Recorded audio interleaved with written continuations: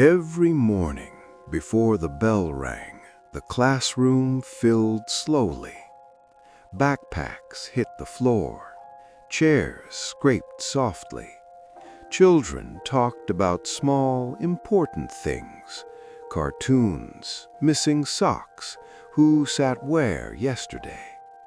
And every morning, one chair stayed empty. It was always the same chair, second row, near the window. No one touched it. At first, Miss Turner assumed it was coincidence. Classes change, children move, seats shift. But after the first week, she noticed something else. The chair wasn't just empty, it was kept empty. When a new student tried to sit there, the boy across from it quietly shook his head.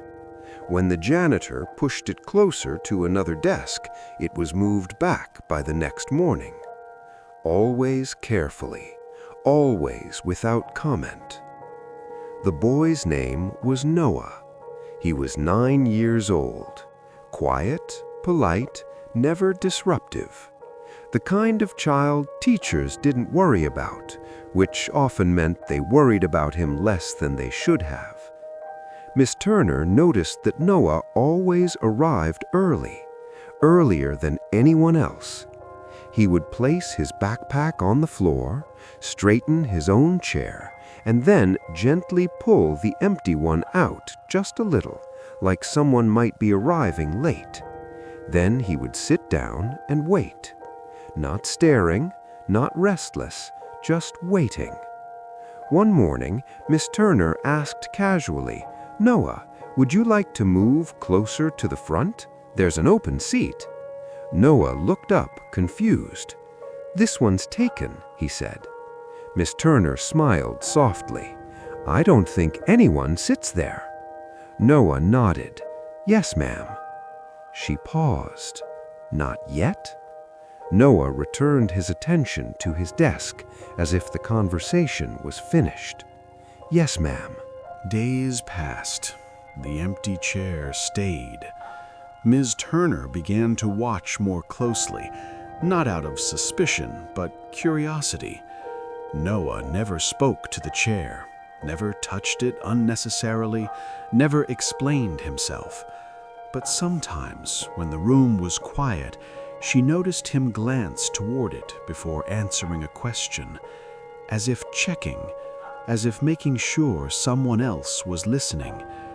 One afternoon, during group work, Ms. Turner finally addressed it more directly. "Noah," she said gently, kneeling beside his desk, "who usually sits there?" Noah didn't answer right away. He pressed his pencil harder than needed.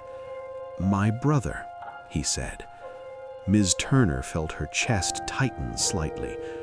"Is your brother in another class?" Noah shook his head. "He used to be here." Used to. Children say many things without meaning what adults hear in them. Ms. Turner chose her words carefully. "Did he move to another school?" Noah hesitated, then said quietly, "He doesn't go to school anymore." Something in his voice stopped her from continuing. That evening, Ms. Turner checked the class records. Noah was listed as an only child. No siblings enrolled, no emergency contact besides his mother. She sat at her desk long after the classroom emptied, staring at the empty chair. It bothered her, not because of rules or seating charts, but because something about it felt important. The next day, Noah came in early again, straightened his chair, pulled the empty one out slightly. Ms. Turner watched from the doorway. "How is your brother today?" she asked softly. Noah looked up, surprised. "He's okay. He just gets tired sometimes." Ms. Turner swallowed. "Does he like school?" she asked. Noah nodded. He liked sitting by the window. He glanced at the empty chair, so he could see the clouds. The truth came quietly. Not in a meeting, not in a dramatic moment.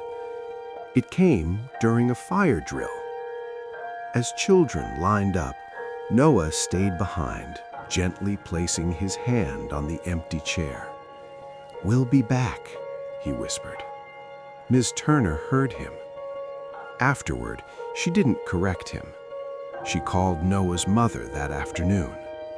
There was a long pause on the phone, then a breath, then silence. "Eli had a twin," his mother said finally. "Eli." Eli had been sick since they were very young. Hospital visits, missed days, quiet rooms. Eli loved school, loved the window, loved listening. But Eli didn't make it past 8. "Noah doesn't talk about it much," his mother said, "but every morning he tells me he has to hurry. He doesn't want Eli to be late." Ms. Turner closed her eyes. That night, she didn't sleep. The next morning, before students arrived, she placed something on the empty chair. A simple name card. Eli. Nothing else. When Noah walked in, he stopped. He stared at the chair. Then slowly, carefully, he sat down. He didn't cry.